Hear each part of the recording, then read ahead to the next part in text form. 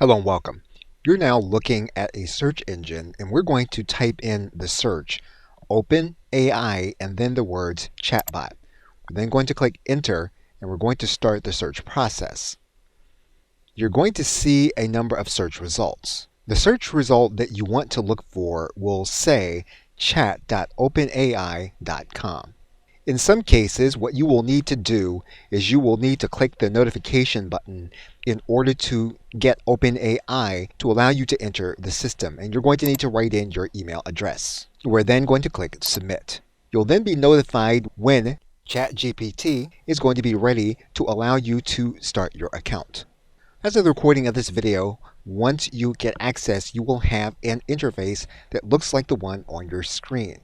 On the left side menu, you will have previous conversations that you have with the OpenAI chatbot. You will also have access to an area that allows you to use the dark mode. You can switch back to light mode. You can also join the OpenAI Discord. And if you have an account with Discord, you can join the Discord with your existing account or start a new one. You can then access a notification page of any updates with ChatGPT. One of the articles that you'll see typically pinned to the top will be frequently asked questions. And it's a good idea to look at these frequently asked questions before you begin using ChatGPT. And you're going to want to understand these things before you get started.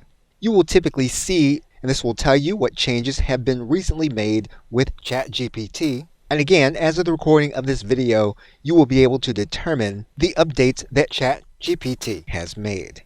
Okay, so with that, thanks, and I will see you in another video.